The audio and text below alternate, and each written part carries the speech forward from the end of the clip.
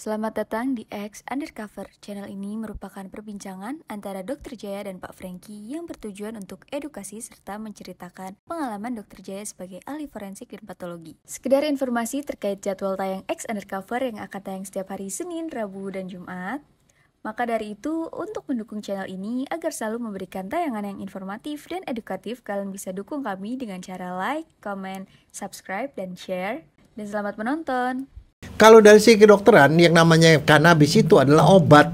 Beberapa penyakit tuh harus itu obatnya. Masalahnya di Indonesia dokter sekalipun nggak boleh ngasih ganja, nggak dilarang. Makanya dia berobat ke sana. Perkosaan adalah memaksa dengan kekerasan atau ancaman kekerasan, memaksa menyetubuhi seorang perempuan di luar kawin. Nah itu. Kenapa pengawasannya jelek, SOP-nya? SOP ada di atas kertas, tapi pada kenyataannya rumah sakit yang rada-rada ramai sedikit aja juga kita nggak bisa memperhatikan satu persatu orang, Franky. Dokter Jaya kan suka jalan-jalan dok ya? Ya. Dan pernah tinggal di Belanda? Pernah, sekolah di Belanda.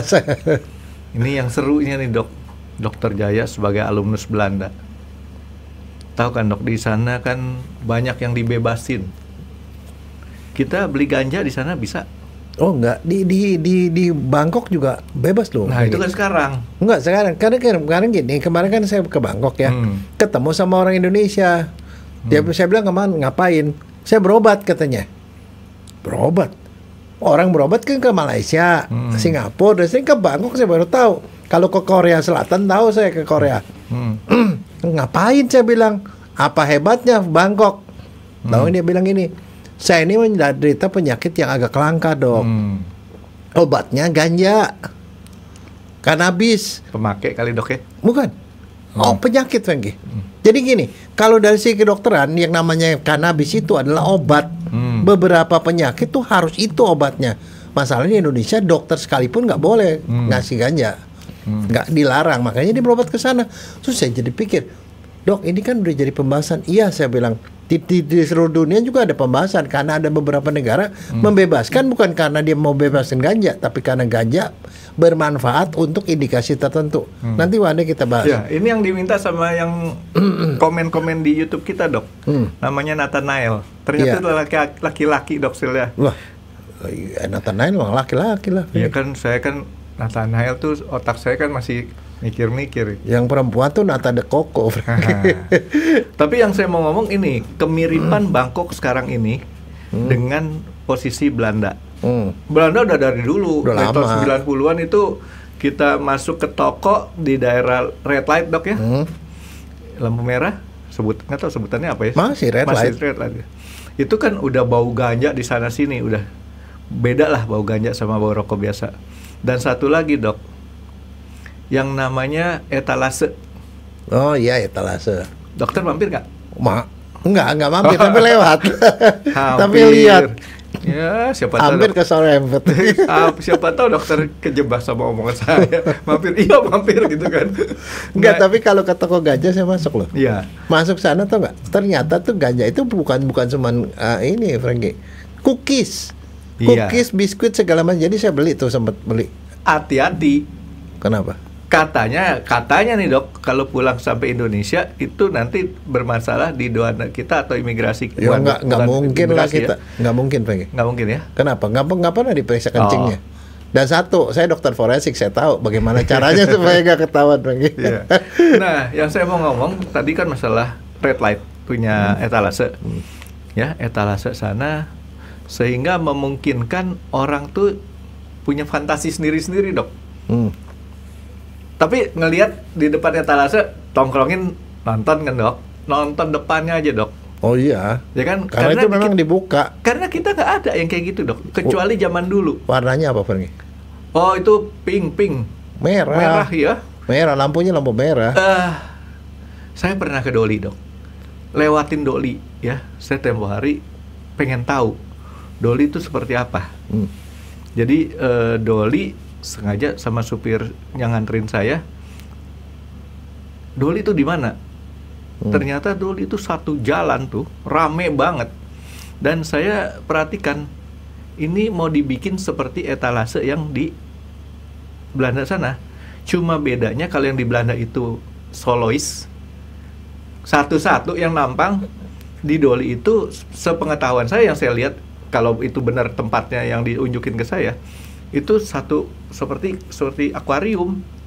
Banyak tapi pinggir jalan dari akuarium mah nggak usah ke Doli, di Jakarta juga ada, Frankie, akuarium. Di mana tuh? Hah? Coba kasih tau dong. Di spill dikit dong. Enggak, tapi bukan di jalan umum. Kalau di Belanda lain. Ini di jalan umum. Doli itu jalan umum, Dok. Jalan umum sampai pokoknya saya sampai. Enggak, tapi beda, Frankie. Bedanya di mana?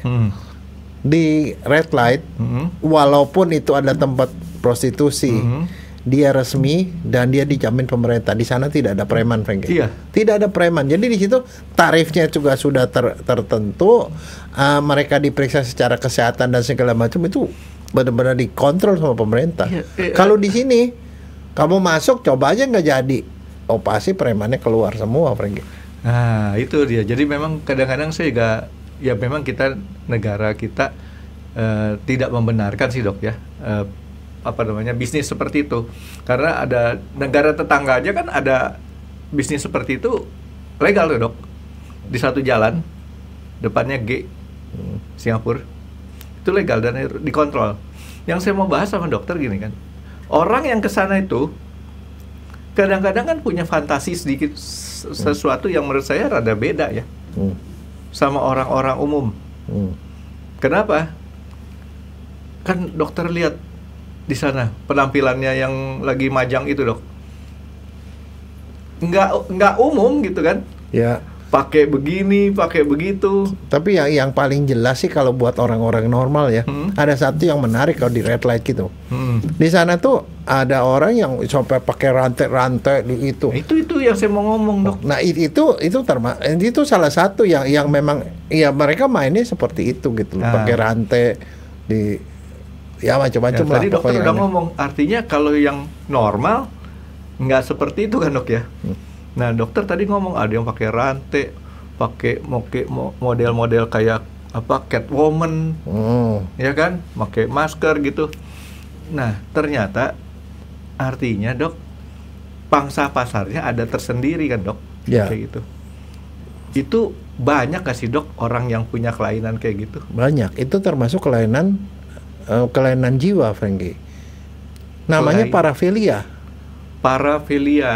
Para itu di kanan kiri, jadi artinya dia tidak normal. Jadi dia punya orientasi seksual yang tidak normal, tidak normal. Tapi itu ada populasinya, makanya mereka tuh tetap aja masih punya pangsa pasar. Ya, jadi kan yang seperti itu rada, dalam tanda kutip, rada ngeri juga, Dok, ya? Enggak lah, selama dia tidak merugikan. Misalnya contoh yang tadi ya, yang pakai rantai-rantai segala macam. Dalam kedokteran namanya sadomasohis. Sadomasohis. Jadi dia kalau yang sadisme itu sado atau sadisme, itu dia senang nyakitin orang. Dia merasa kepuasan seksual. Atau terbalik, dia disakitin, Dok. Dia senang disakitin, namanya masohis. Nah, kalau dua orang itu bersatu dan misalnya jadi suami istri, namanya sadomasohis, itu tidak ada masalah, Frankie. Iya. Lah, sama-sama suka gitu loh. Nah, yang jadi masalah adalah orang yang parafilia, yang punya orientasi beda itu ketemu orang normal, nggak punya penyaluran dia, Dok. Nah, kalau dia ketemu orang normal, nah di situ bisa jadi kriminal. Dia dong, dia sadis. Dia melakukan sadisme pada orang yang normal, kagak kena. Sebaliknya orang masohis, dia kawin sama orang normal, dia nggak merasa puas, Frankie. Dia mau disakiti gitu loh.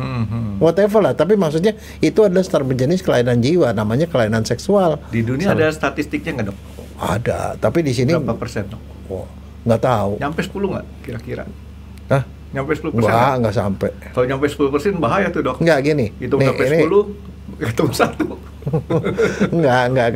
Nggak sampai segede itu. Tapi itu ada populasi dan mereka biasanya yang begitu berobat kemana, Frankie? Kalau misalnya ada.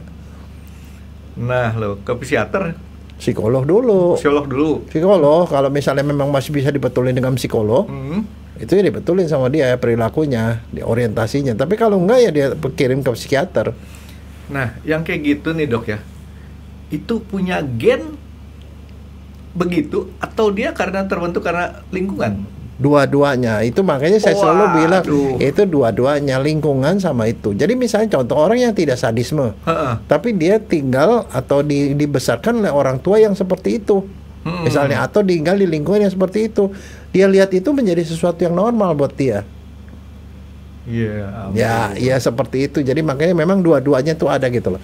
Tapi yang jadi masalah begini, mungkin barangkali Franky tahu kemarin kan kita masih pada ribut, sampai sekarang masih ribut tuh yang kejadian di ribut dok, rame.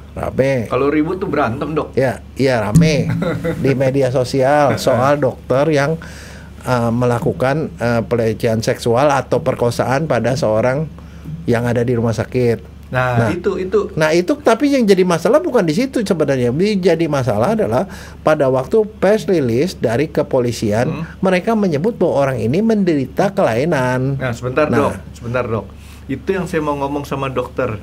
Bahaya enggaknya dok? Jangan bahaya dulu. Selama dia ketemu pasangannya dok, kayak tadi dokter bilang kan ya, kan artinya fine aja tuh. Yang satu merasa terpuaskan, satu lagi bisa dianggap memuaskan kan dok ya? Iya. Tetapi begitu dia itu nggak ketemu pasangan yang kayak gitu, baru tuh masalah. Iya. Betul dok ya? Iya betul. Tetapi kita mesti lihat nih gini. Sebenarnya pada kasus itu yang rada aneh adalah pernyataan itu diomongin sama seorang polisi. Ada? Loh ya polisinya yang ngomong. Menurut pemeriksaan kami ada orang ini menderita ini.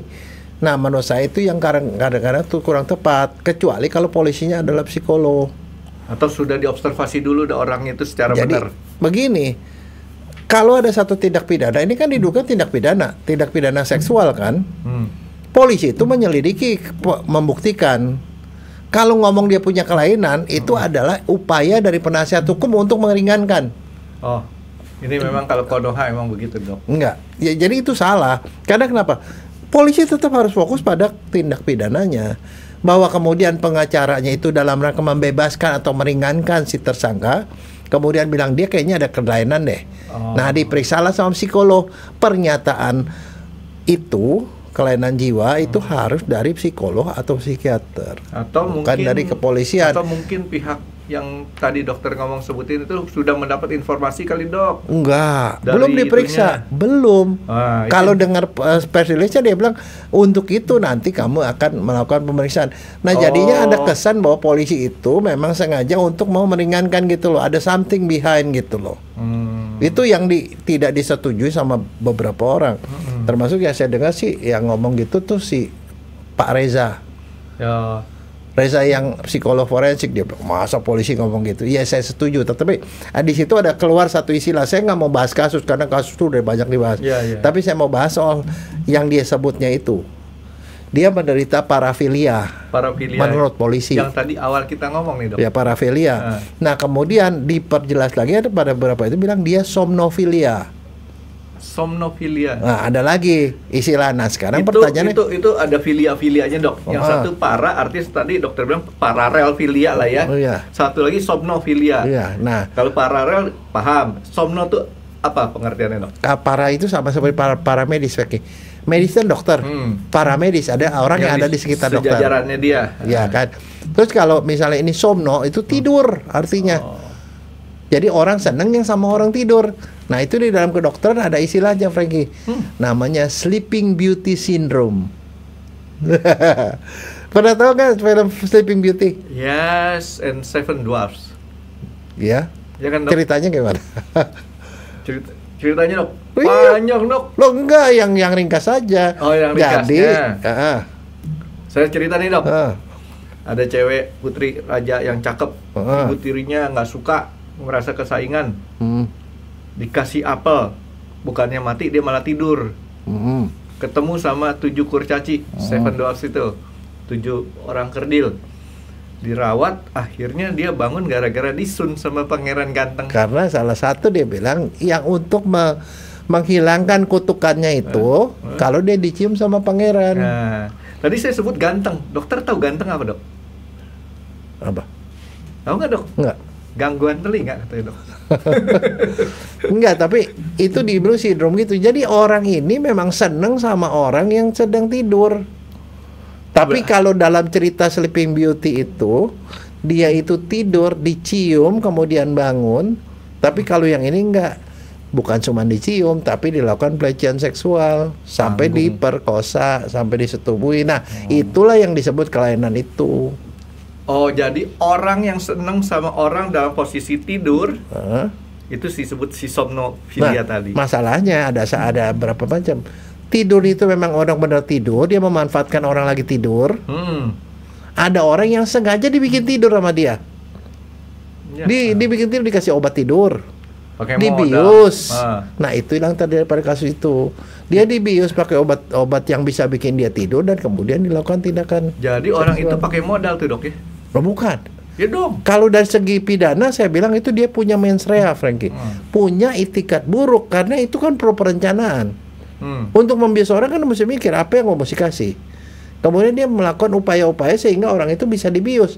Ya dipasang infus pada kasus itu, disuntikin obat, kan dia mesti sediain obatnya, sediain. Dibekep pakai kloroform bisa juga kan, Dok? Bisa. Tapi itu bukan dokter pasti. Kebanyakan nonton film, Dok. Kalau ini kan enggak, kan ini pada kasus itu kan katanya dia mau dicek darah, cross match. Jadi perlu diambil darah. Jadi di infus lah, dikeluarin darahnya gitu loh. Nah, pada waktu diinfus itu dia bukan sebenarnya mesti dikeluarin darah, bukan diinfus ya. Disuntikan dengan obat, tapi itu kan upaya, berarti memang ada itikat jelek. Ya, apapun caranya pokoknya istilahnya udah punya niat. Ya, dan tadi saya bilang punya modal.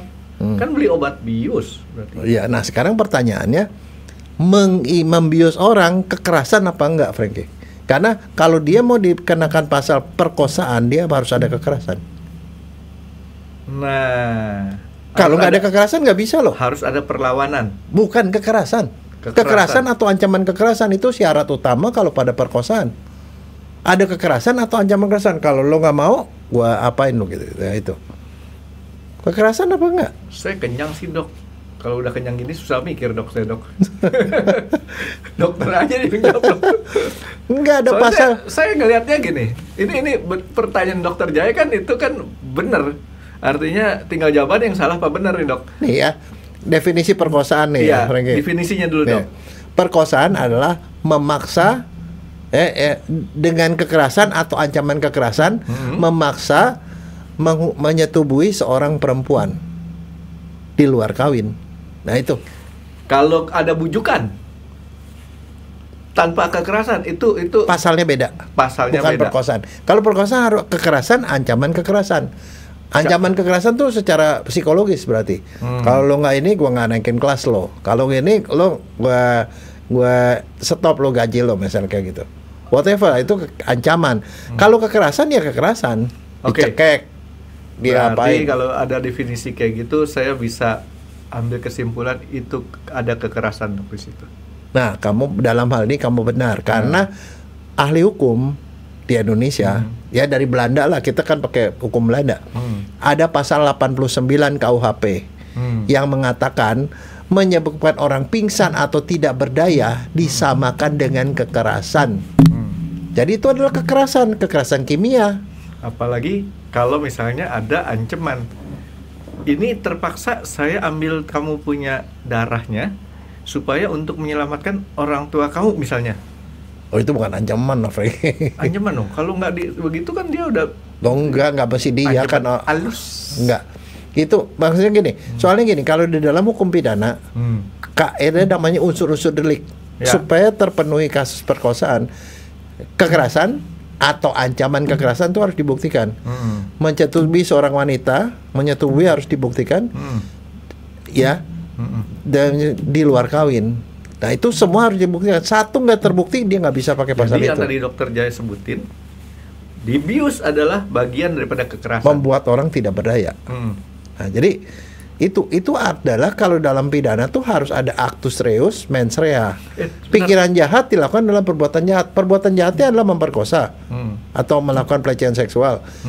Niat jeleknya ditujukan dengan adanya persiapan untuk membuat dia pingsan itu. Tunggu dulu nih, Dok. Ini definisi kayaknya kurang lengkap kali, Dok, ya?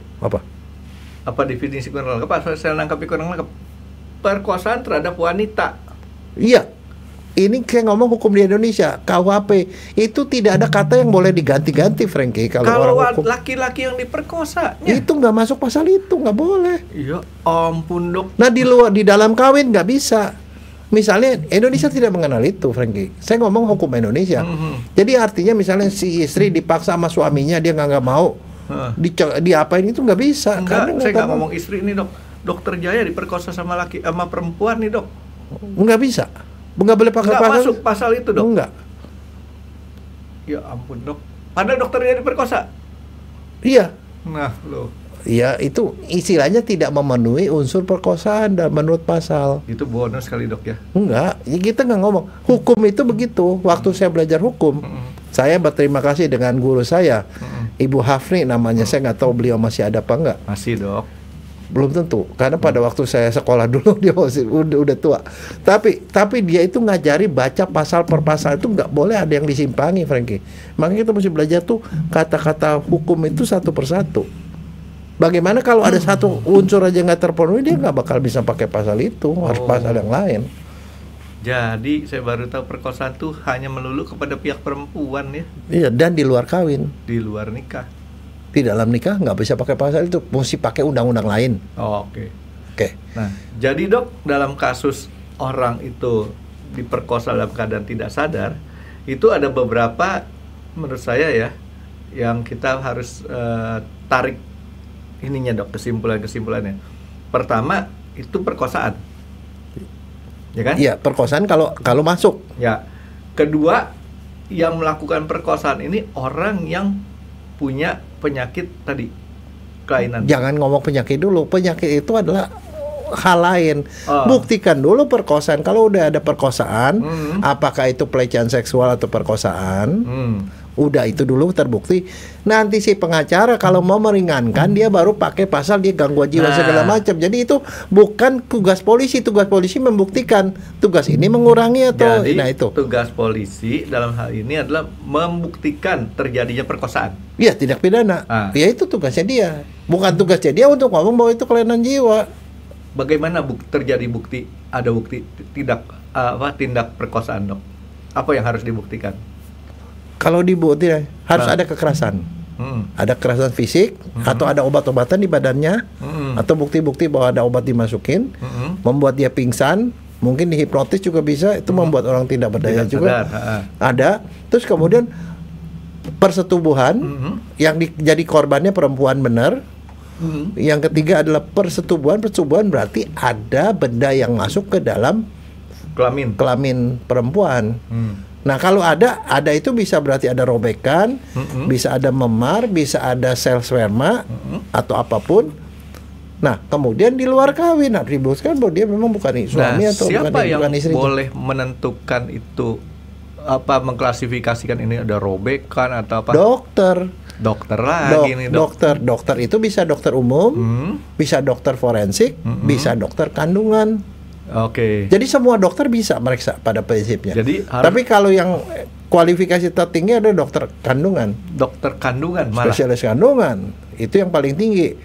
Oh dia paling benar itu ambil kesimpulan. Orang dia adalah orang dokter yang belajarnya di situ doang belajarnya. Nah, jadi kalau nggak ada dokter kandungan, dokter umum pun boleh lah ya. Dokter forensik bisa. Nah, karena dalam pendidikannya mereka diajarin juga. Tiada akar rotan pun berguna dong. Ya, seperti itu. Jadi maksudnya itu dulu dibuktikan. Jangan ngomong-ngomong parafilia. Nah sekarang mendingan kita ngomongin parafilia aja itu. Tunggu dulu dok.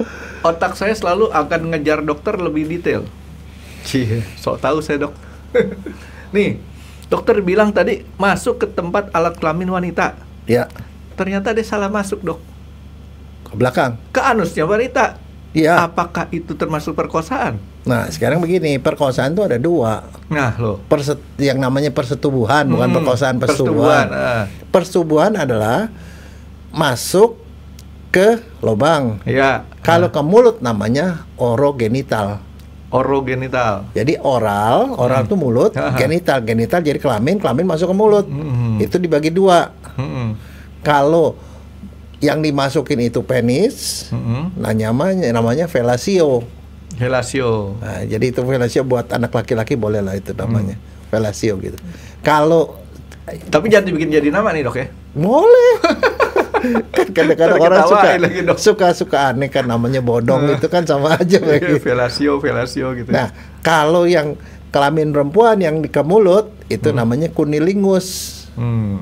Itu namanya orogenital. Kalau yang normal kita bilang persubuhan normal itu ada genitogenital, genital ke genital.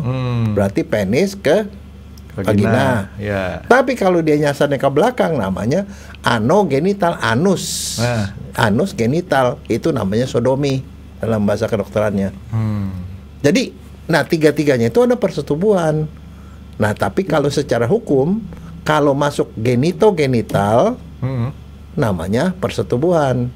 Kalau yang orogenital ke mulut sama ke pantat ke sodomi itu namanya perbuatan cabul. Cabul. Pasalnya beda. Hukumannya beda. Kalau persetubuhan 12 tahun, kalau cabul 9 tahun. Nah, jadi beda. Makanya kalau orang saya diperkosa, diapain? Dimasukin ini sama penisnya dimasukin ke dalam mulut. Itu yang disebut oral sex, dok ya? Oral sex. Nah, itu perbuatan cabul, Franky, nggak boleh pakai perkosaan karena makanya saya bilang di hukum tuh tidak gampang-gampang juga gitu loh. Tapi katanya kebanyakan orang tua sekarang katanya yang banyak dilakukan banyak oral seks, dok sih. Nggak tahu saya. Beneran, dok? Banyak yang ngoceh itu sih ngoceh di podcast kali, Franky. Bukan. Karena kemampuan fisiknya sudah berkurang, jadi aktivitas seksual benerannya nggak bisa. Ya dia seksi cuma ngomong doang. Kamu begini, kamu begitu. Jadi pakai oral doang. Oke. Jadi tetap aja itu perbuatan itu ada hukumannya. Kesimpulan saya nih, dok ya. Maupun itu masuk ke pasal perkosaan ataupun perbuatan cabul. Dan kita udah punya undang-undang sendiri, Franky, undang-undang tindak pidana kekerasan seksual. Ada undang-undang baru. Jadi begitu. Nah, sekarang kembali nih sekarang dokter baru jelasin, dok. Nah, sekarang masalahnya begini, yang namanya apapun kelainan jiwa segala macam, sebenarnya yang dimaksudkan apa sih? Mereka kenapa membuat alasan itu? Kalau emang itu benar sih nggak ada masalah. Kalau benar ada apa enggak, tapi saya cuma bilang yang untuk mengatakan itu betul itu adalah psikolog atau psikiater, karena pemeriksaan dulu gitu, dok. Pemeriksaan ilmiah dan mereka diajarkan soal itu. Jadi mereka lah yang punya kompetensi untuk ngomong itu. Nggak bisa orang lain, termasuk dokter forensik juga harus ini parafilia apa nggak gitu. Mana saya tahu, nggak tahu saya. Jadi bukan karena istilahnya ini kayak tadi saya ngomong awal, dok, karena saya nongkrongin di depan si etalase di sana di Belanda ngeliatin orang pakai topeng Catwoman, maka ada tuduhan si Franky itu parafilia. Nggak bisa gitu, dok. Ya harus diperiksa. Ya harus diperiksa, ada kriterianya. Nah, kriteria parafilia itu ada macam-macam, Franky. Nanti one day kita mungkin akan bicara parafilia karena parafilia itu ada macam, ada yang namanya yang paling ringan tuh fetis. Tahu nggak ada orang yang celana dalam di kampung hilang semua. Celana dalam yang dijemur pada hilang. Nggak tuhnya ada orang yang seneng nyolong celana dalam. Celana dalam itu sama dia dipakai dan dijadikan fantasi dia untuk mendapatkan kepuasan seksual. Entah diapain celana dalamnya, tapi dia senang sama celana dalam. Ada yang senang sama sepatu perempuan, ada yang senang sama BH. Jadi yang begitu-begituan dia bisa nyolong nyolongin BH orang, celana dalam orang. Itu fetis itu terhadap benda. Nggak kepikiran orang, dok, istilahnya kenapa nggak beli aja? Loh, bukan, dia senengnya yang bekas dipakai, Franky. Kan tinggal kita beli, dok, celana dalam baru, terus kita kasih deodoran wangi tuna. Nggak bisa, Franky. Itu masalahnya bukan soal itunya. Dia membayangkan perempuan pakai celana dalam itu, dan dia membayangkan perempuan lewat dengan menyentuh celana dalam itu nggak bisa digantikan, Franky. Dia justru yang cari yang bekas. Kalau yang baru mah dia bisa beli, bukan itu. Nah, namanya itu namanya parafilia. Jadi kelainan, dia tuh punya kelainan kejiwaan, persepsi seksualnya dia tuh beda gitu loh. Nah, salah satunya itu somnofilia. Nanti parafilia banyak. Salah satu somnofilia. Tapi ada yang dekat-dekat sama itu. Pernah dengar nggak nekrofilia? Nekro? Enggak. Nekro apa? Nekro? Nggak tahu. Mungkin saraf kali dok. Nekro itu mati. Orang yang sedang berhubungan seks dengan orang mati, dia nyetubuhi mayat. Itu dokter forensik nggak boleh begitu kan dok ya? Bisa begitu. Nah lo, bukan kok boleh. Loh, sekarang masalahnya saya bertanya. berhadapan sama dokter forensik nih.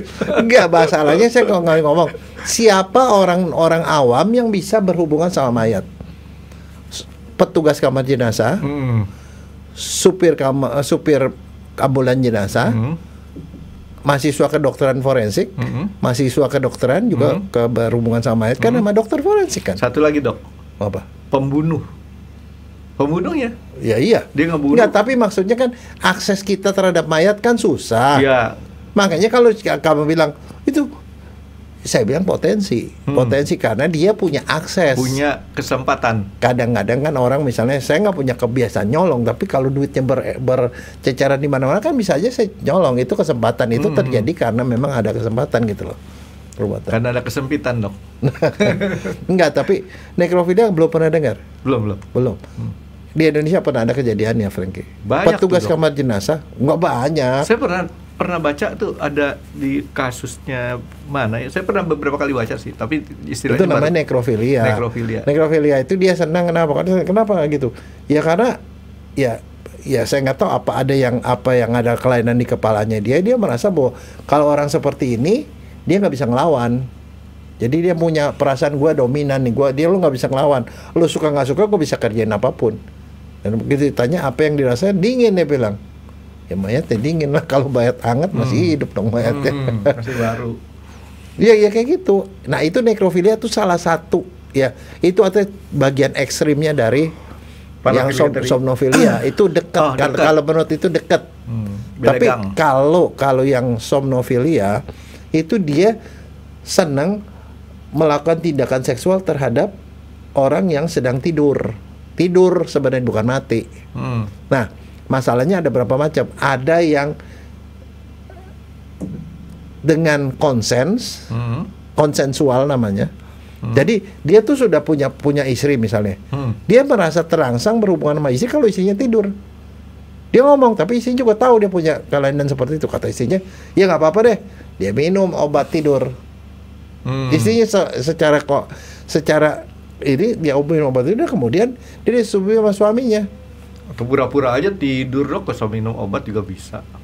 Nggak bisa, Frankie. Nggak bisa ya? Nggak bisa. Kan kalau orang nggak tidur kan masih bisa goyang. Enggak, tapi maksudnya itu konsensual. Ada yang begituan bukan tindak pidana, Frankie. Bukan ya? Bukan, dia dengan sadar seperti itu. Atau dia sengaja, pokoknya gue tidur deh, gue udah teler, dia teler baru dia setubui gitu. Nah seperti itu. Tapi ada juga non konsensual. Dia itu kemungkinan lihat orang tidur lagi sakit lah. Itu pernah kejadian di salah satu rumah sakit di Jakarta, saya tahu benar. Jadi rumah sakit itu rumah sakit umum. Keluarga pasien, keluarga kan biasanya ada pasien. Ya. Pasien bangsal gitu ya, bangsal itu kan berarti kamar-kamar gitu, kelas 3. Terus yang orang-orang itu kan ada di luar tuh. Iya. Di lorong-lorong kadang-kadang dia bawa jok sendiri di itu. Bawa bantal, Dok. Nah, salah satu penunggunya ini ngerayap. Malam-malam kan suster juga udah pada tidur kan, di atas jam 2 udah tidur semua. Penunggunya nih ya, arti orang yang tugas jaga nih ya. Dia gitu, dia liatin ada orang lagi sakit. Orang lagi sakit begitu dia lemah gitu disetubui sama dia. Sama orang yang nunggu. Pasien disetubui. Nah itu dia memang sengaja melakukan itu, ini non konsensual. Orang itu nggak bisa ngelawan karena dia lagi sakit. Non konsensual dia merasa kepuasan. Itu bisa jadi dia ada kelainan, tapi atau bisa juga dia memanfaatkan kesempatan. Nah ada beberapa orang yang punya agak kelainan seperti itu, sehingga misalnya pasien lagi dibius, dia kemudian lihat ini ada kesempatan nih, suster nggak ada, yang lain nggak ada, dia dilakukan gitu loh. Itu bisa, itu kesempatan, Frankie.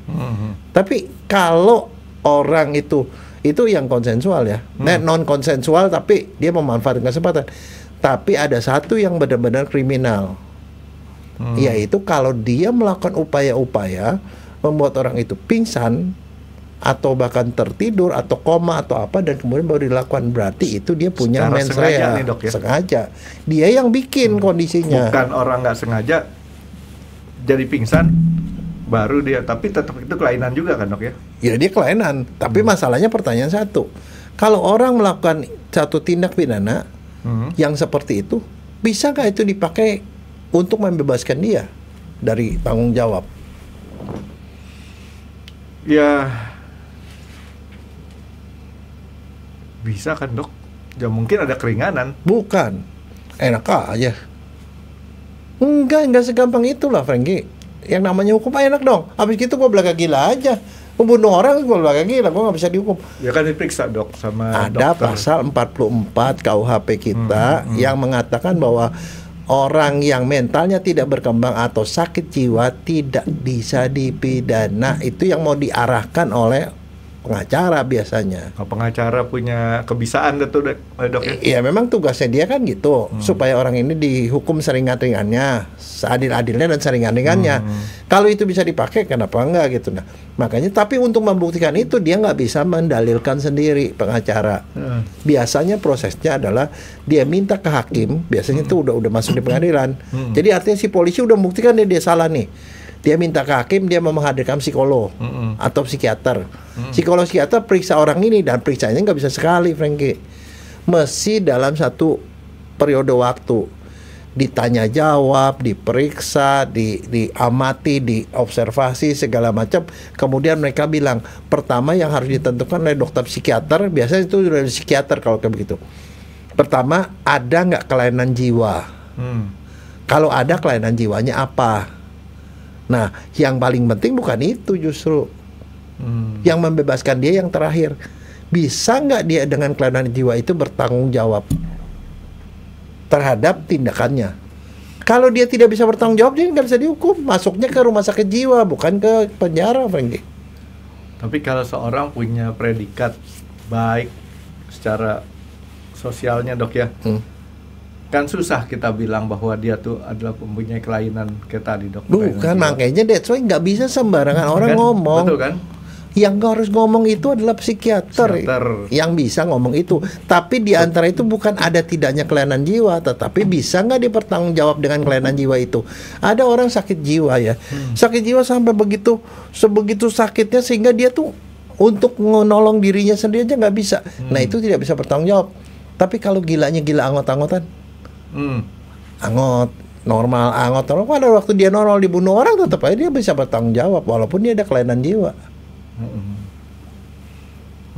Iya dong, kelainan jiwa itu bukan secara otomatis dia tidak bisa bertanggung jawab, Frankie. Nah jadi yang soal kembali ke somnofelia, dia itu bisa dengan concern, bisa tanpa concern.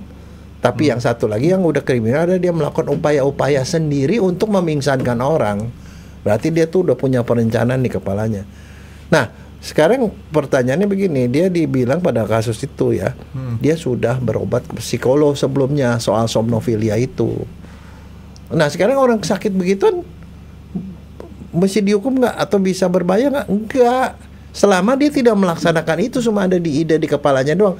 Kan bisa, misalnya contoh, kamu senang nih sama laki-laki misalnya, dan senang-senang tapi kamu nggak melakukan apapun, cuma di ide, ya nggak apa-apa kan? Iya. Nah sama aja orang somnofilia berobat psikolog ya tidak apa-apa.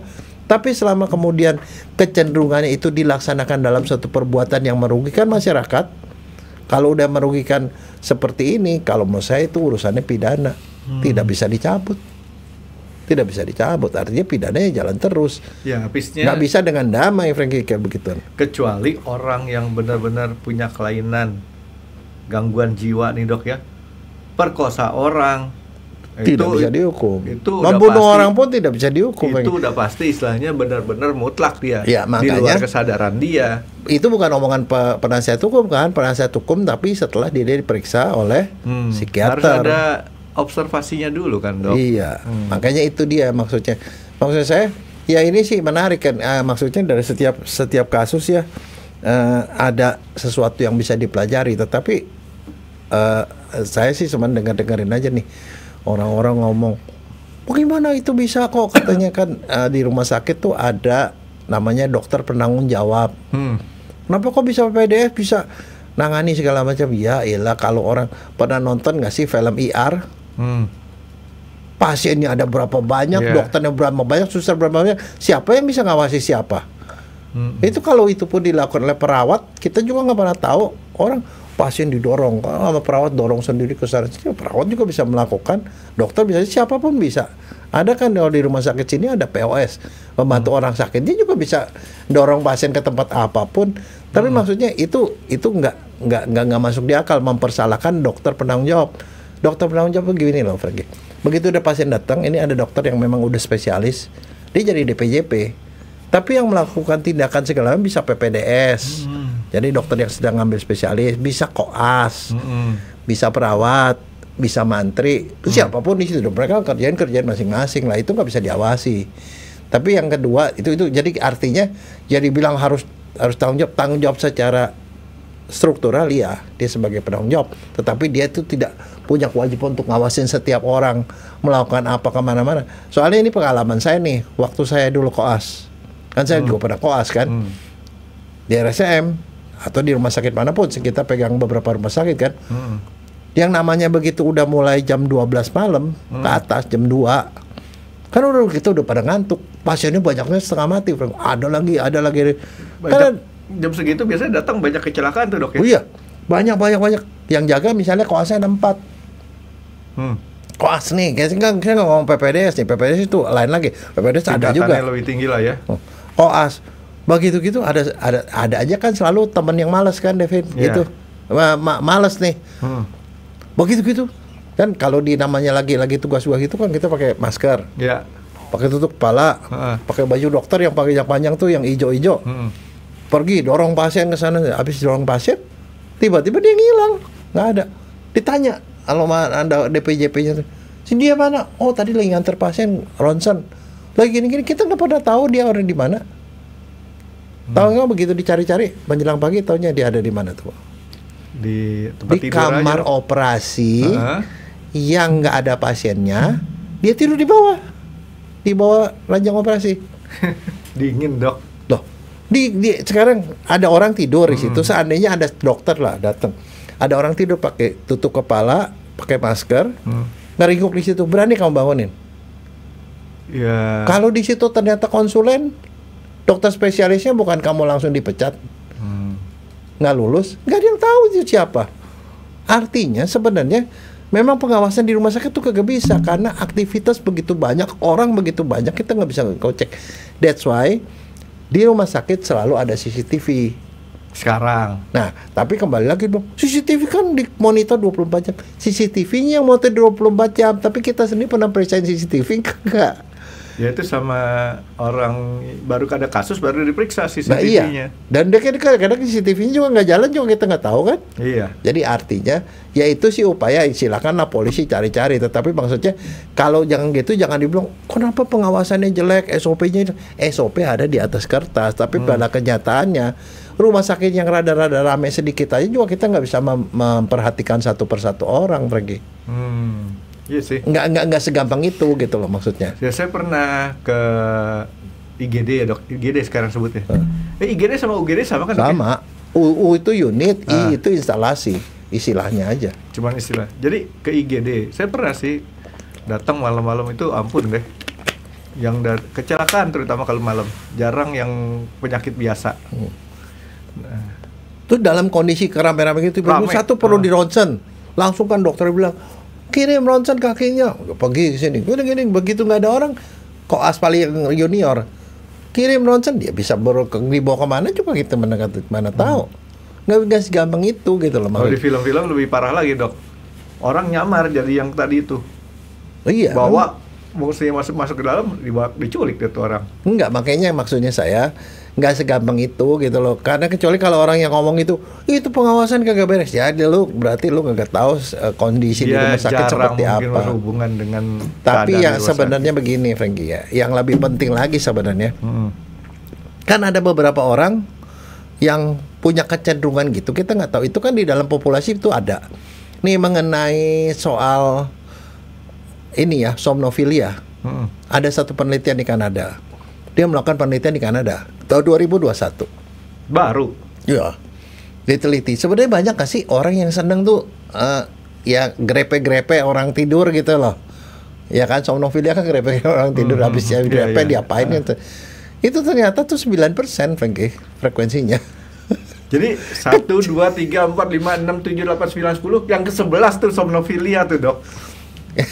Jadi 9% begitu, Dok, kira-kira, Dok. Tetapi yang sudah pernah melaksanakan kecenderungannya itu kan cenderungannya 9%. Jadi artinya lu punya fantasi kayak gitu, iya ya gue suka gitu. Yang pernah melakukan itu 7,7%.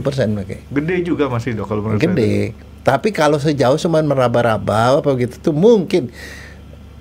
Ya kita nggak tahu, tetapi saya cuma bilang ada beberapa tempat yang barangkali harus dijaga dengan ketat, yaitu dekat-dekat kamar operasi.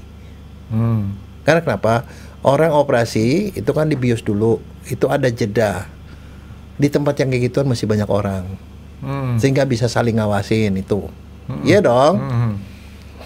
Setelah itu adalah post-op. Pasca operasi. Post-operasi. Karena setelah post-operasi belum sadar. Di situ ada kesempatan siapapun. Saya nggak ngomong entah dokter, entah apapun. Siapapun punya kesempatan. Itu.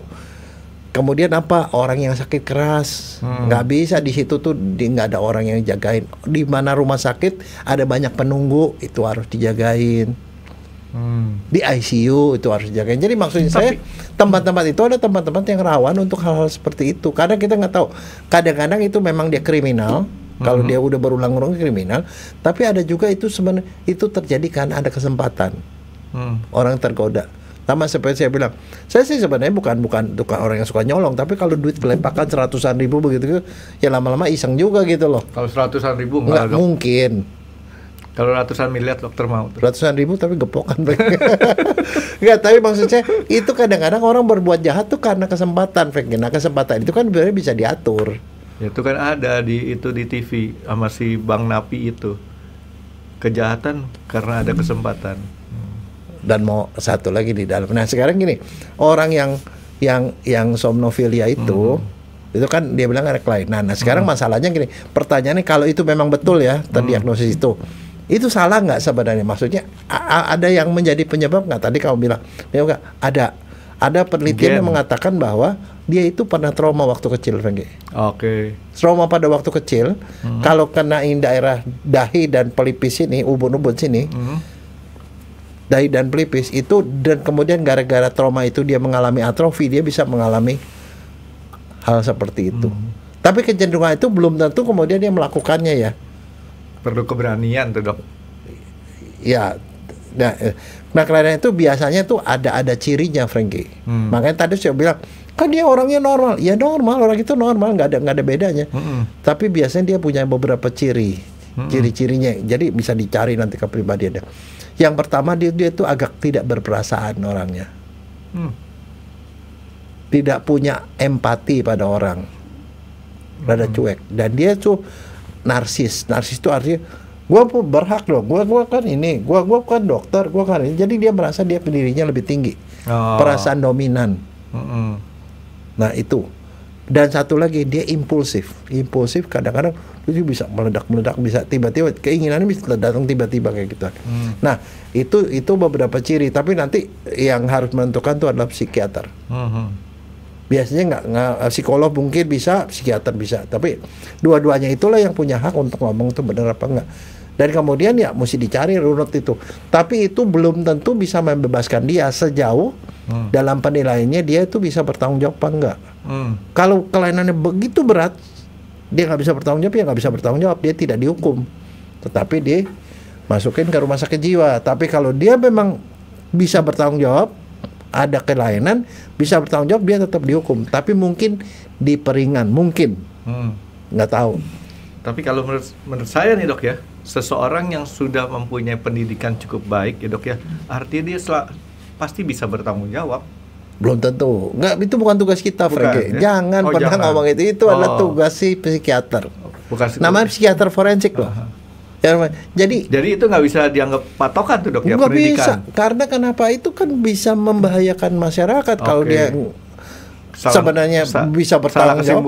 Iya, kesimpulan orang dihukum. Kalau gitu daripada saya kasih ke statement, dengan saya nanya aja sama dokter. Enggak, saya juga nggak bisa jawab. Enggak, saya nanya beda pertanyaan saya, Dok.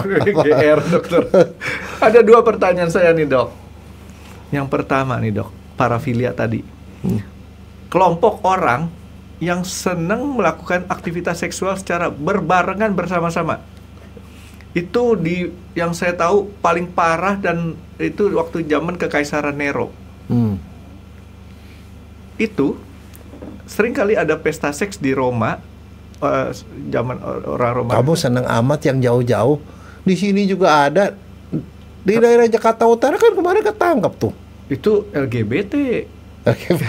Ini apa? Enggak, di sekarang juga ada, nggak usah ke Romawi, zaman Romawi jauh amat. Soalnya nggak ada masuk, itu nggak ada filmnya. Kalau Nero mah ada filmnya dong. Nero, Caligula. Ya Caligula mah orang gila itu, iya mah kan? kaisar gila itu. Jadi nggak usah dipikirin lah. Tapi itu kelainan kan? Enggak kelainan. Parafilia juga kan? Iya kelainan. Tapi kelainan itu yang tapi ada satu, Frankie, yang namanya somnofilia itu pada kejadian pada aktor Amerika yang terkenal, Frankie. Aktor Pak, itu petinggi. Aktor Bing Crosby. Oh. Dia tuh dia membius Black aktor ya, artinya orang warna hitam, kulit dia hitam terkenal sekali kan di serial TV kan. Iya, dulu kan saya sering nontonin tuh. Tahun 70-an dia membius perempuan, diperkosa, bius perempuan, itu banyak sekali yang dihitung.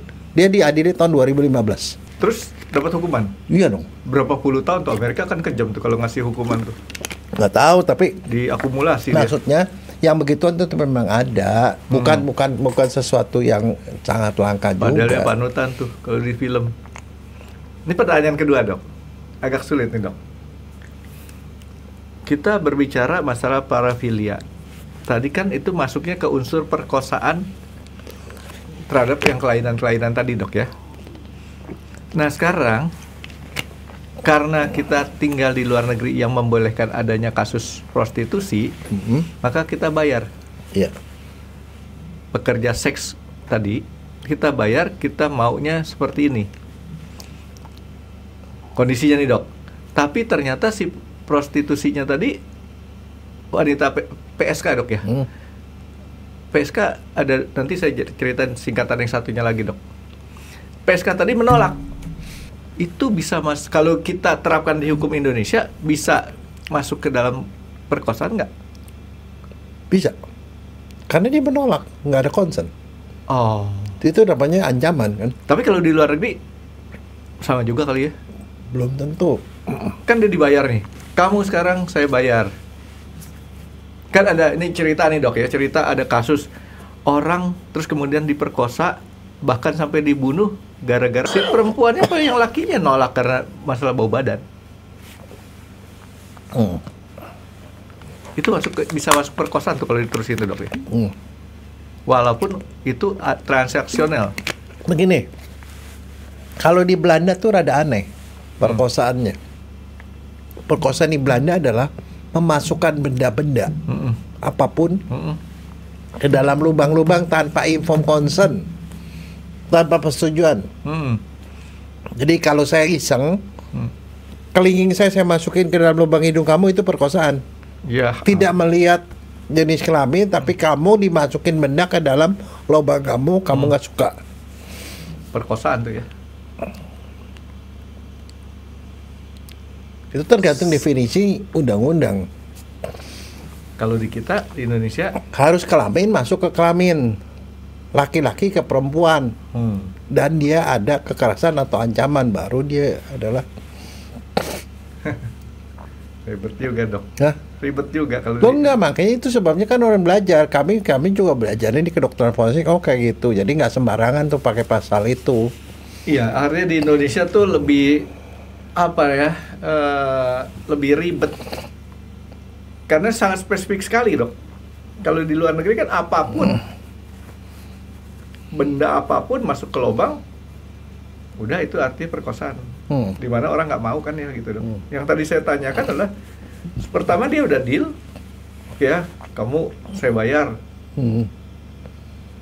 ada penetrasi seksual di situ dengan harga sekian. Tengah jalan dia protes, nggak mau diterusin. Tengah jalan nih, Dok. Nah itu kalau diterusin juga itu perkosaan nggak? Perkosaan. Dia tidak setuju. Kan udah setuju. Kan awalnya dia udah setuju, Dok. Ya enggak, yang bukan pada awal. Ya tanggung amat, Dok. Itu kan prestasi kan orang dari awalnya nggak dibilang gue bau badannya gitu. Iya sih. Ada penipuan itu. Oh itu masuknya ada pasal lain lagi. Oke, jadi sebaiknya balik lagi ke kasus yang parafilia tadi, somnofilia tadi. Artinya statement tadi, makanya saya pancing tadi kan, itu nggak bisa seorang Frankie ataupun seorang siapa ngomong sembarangan, harus Nggak ahli. bisa, ahli. Ahli, benar-benar ahli. Iya, tapi yang kan sebenarnya kan itu kan dalam rangka meringankan. Meringankan yang mestinya dari penasihat hukum atau bukan dari jaksa, bukan dari polisi, karena kan itu dua peran beda. Jaksa dan polisi mewakili masyarakat. Oh, oke. Publik. Sedangkan ini kan mewakili terdakwa kan. Kan aneh kalau seperti itu. Nanti kalau misalnya kayak seperti itu, ya jadi ya bertukar peran dong itunya. Nggak seperti itu. Nah, itu Dan itu biasanya kalau yang ngomong begitu tuh kalau udah di tingkatan pengadilan. Itu kalau di perusahaan yang terjadi sering hal seperti itu, dokter tahu nggak bagian mana sama bagian mana? Apa? Biasanya tuh bagian sales sama bagian risk management. Risk management fungsinya adalah minimalisir atau mitigasi resiko. Sales nggak penting, yang penting cuan, jualan. Nah, makanya dua hal yang agak beda tuh dok ya. Ya, dan satu lagi orang mesti bedakan itu pidana apa perdata. Kalau sudah masuk pidana itu artinya keamanan masyarakat tuh terganggu. Itu bukan satu kasus yang bisa ditarik. Ya kasus pidana ya pidana, dia minta maaf memaafkan ya iya memaafkan, tapi proses hukum kan jalan terus. Ya dong. Kalau perdata bisa misalnya pasangan kita utang piutang gitu akhirnya udah damai, udah itu langsung dicabut. Yang bisa dicabut itu perdata bukan pidana. Kalau kata saya pernah mendengar ucapan dari seorang idola saya dok. Idola saya Gus Dur. Waktu dia ditanya terhadap bagaimana terhadap orang-orang yang menjahati dia bilang sih apa? Maafin. Tapi kalau lupa mah enggak. Itu yang tadi dokter Jaya. Ya, saya terus terang beliau itu idola lah. Ya, enggak, tapi maksudnya gini ya. Saya cuma bilang gini, kadang-kadang saya cuma merasa bahwa yang namanya ada beberapa orang yang mestinya menjaga akhlak ya. Artinya terutama satu adalah orang-orang yang punya profesi terhormat, termasuk dokter. Orang datang ke dokter dengan kepercayaan 100% bahwa dia akan diperlakukan dengan baik, akan disembuhkan dan segala macam. Jagalah sikap, karena kenapa? Kalau ada satu oknum yang melakukan sesuatu seperti itu, yang rusak itu bukan nama dia, tapi nama kedokteran secara umum. Nah, kalau misalnya dia adalah alumni dari satu atau orang yang sedang bekerja sekolah di perguruan tinggi atau di fakultas kedokteran atau di rumah sakit, dia akan merusak juga institusi. Betul. Dan satu lagi, kalau dia lagi sedang membawa diri di luar negeri, dia membawa nama negara. Mungkin si pelaku itu tidak akan dikenal lagi, tapi negaranya akan diingat orang. Oh, ada dokter tuh dari Indonesia apa yang nama yang jelek itu lebih besar lagi. Jadi maksud saya ya jagalah sikap, apalagi kalau kita dalam posisi yang lebih tinggi seperti itu, dokter, perawat, pejabat. Makanya kalau mau saya ya akhlak harus dijaga lah. Ya kayak waktu kemarin dok, saya ke Inggris. Dokter tahu kan ada kasus yang mahasiswa ngaco tuh. Oh iya. Ditanya saya dari mana, saya bilang dari Indonesia. Wah kemarin ada kasus anak mahasiswa Indonesia. Saya nggak ladenin dia ngomongin dok. Wah yang itu ke bawah loh, Frankie. Jadi jangan salah. Namanya orang itu mungkin dia udah nggak diingat, tapi Indonesianya diingat sama dia. Jadi kita ngaku dari Indonesia langsung diingetnya itu kasusnya. Saya ketemu sama ya, tapi itu korbannya banyak sekali kan waktu itu kan. Ya banyak sih. Nah itu termasuk itu dok, somnofilia tadi dok. Kan dicekokin sama apa? Enggak, tapi begini Frankie. Ada orang yang memang benar somnofilia, dia tuh hanya mau seperti itu. Jadi memang tujuannya membuat orang itu pingsan, kemudian mau melakukan. Tapi ada juga yang dia sebenarnya tujuannya bukan itu. Dia tujuannya memperkosa. Tapi untuk memudahkan dia bius. Itu lain Frankie, bukan somnofilia. Bukan somnofilia ya. Jadi tujuannya bukan menyetubi orang yang tidur, tapi supaya orang ini nggak ngelawan gitu, Pak. Beda. Bukan gangguan itu. Itu yang pertama hasrat seksual yang nggak terkendali. Iya. Yang kedua, hasrat seksual yang bisa dipenuhi dengan kondisi tertentu, gitu dok ya. Tapi sekarang ini kan kebetulan dia dokter, tapi maksudnya saya gini loh. Pada kasus itu rada-rada anehnya kenapa? Dia memanfaatkan ilmu kedokterannya tuh untuk satu tindak pidana. Karena nggak sembarang orang bisa menginfus orang, nggak sembarang orang bisa nyuntik obat gitu. Dia dapat obatnya dari mana? Tapi ada juga tuh di orang-orang yang melakukan itu dengan cara-cara lain, yang secara awam, misalnya contoh apa? Dikasih alkohol, dikasih narkoba. Dan satu lagi jangan lupa apa? Hipnosis. Hipnosis itu termasuk, Franky. Jadi apapun upayanya tapi membuat orang itu tidur, dan setelah tidur baru dilakukan tindak pidananya gitu. Oke. Ribet ya dok ya? Hah? Ribet. Ya enggak, tapi maksudnya ini namanya dunia. Jadi maksud saya gini, di dalam populasi dokter ada juga sih dokter yang ngaco. Di antara polisi mungkin ada polisi ngaco, itu namanya oknum. Ya, jadi ya kita nggak bisa menyalahkan profesinya. Ya. Jadi jangan kemudian dokter nggak bisa digeneralisir. Iyalah seperti itu. Nah, jadi, cuman ada satu dok di otak saya dari tadi nih dok, si oknum dokter anestesi ini dok, dia sempet nggak ya berpikir sesuatu hal yang normal sebagai dokter anestesi dok? Loh, kamu ngomong dah normal, ini kamu ngomong normal pada orang yang belum tentu normal. Iya. Maksud saya gini, kan ada dia melakukan suatu pembiusan nih dok ya. Kan kita pernah bahas dok, seorang dokter anestesi setelah melakukan pembiusan dia merasa lega kalau pasiennya kentut. Sempat gak dia mikir bahwa si yang dibiusnya tuh? Nanti itu ada satu, nanti kita bahas, Franky. Oh itu PR dokter Jaya. Salah satu parafilia adalah orang yang senang sama kentut, Franky. Iya kan? Jadi otak saya berpikir, ini si dokter ini sempet gak ya dia tuh mikirin bahwa setelah dia pingsanin orang, bius, setelah dilakukan pemerkosaannya, dicek lagi korbannya tadi atau pasiennya tadi, tanda kutip, udah kentut belum? Gak kepikiran ke sana. Oke dok, ada yang dokter mau tambahin dok? Iya enggak, tapi ada satu, Franky, satu yang ini. Itu pemeriksaan itu ada satu hal yang aneh tuh, Franky. Itu kita nggak tahu. Pada waktu di awal tuh ceritanya tuh ya di media ya. Ya ini media. Katanya based on media story. Ketemu adanya sperma. Kemudian pakai pengaman. Ada kondom. Yeah. Terus udah gitu katanya ada spermanya muncrat di TKP. Pakai kondom bagaimana muncrat di TKP? Dan kemudian yang terakhir itu adalah jangan-jangan pelakunya lebih dari satu. Nah, itu semua itu harus pemeriksaannya DNA, Franky. Iya betul. Makanya ini kan kalau sifatnya kita dapat berita dari media itu banyak harus difilter-filter juga, dok. Loh, ke media dari mana? Maksudnya saya, jangan-jangan sebenarnya kasusnya tuh jadi complicated. Dan satu orang ini cuma dijadiin kambing hitam doang, kita nggak tahu. Tapi maksudnya mesti ilmiah benar lah gitu loh. Pemeriksaannya. Karena kan beda. Kalau dia pakai kondom bagaimana bisa muncrat ke sekitar gitu. Kalau muncrat sekitar berarti ada orang yang nggak pakai kondom kan. Lalu segala macam. Kalau dia pakai kondom bagaimana bisa ada di dalam vagina. Jadi ada banyak yang ini. Terus yang periksa juga siapa? Sebenarnya kalau pemeriksaan gitu harus kombinasi, yang periksa dokter obstin kandungan sama dokter forensik. Dan harus serta-merta dok, setelah terjadi peristiwanya baru harus langsung diperiksa. Kalau sudah berapa hari kemudian kan susah. Ya dok ya? Bisa susah. Bisa susah. Ada lagi nggak dok? Mau ditambahin dok? Saya mau ngisi naga nih dok. Oke, yaudah kita kasih naga kita dulu dok. Ya. Terima kasih sudah menonton X Undercover. Jangan lupa like, comment, dan subscribe. Dan ditunggu ya video-video kami selanjutnya.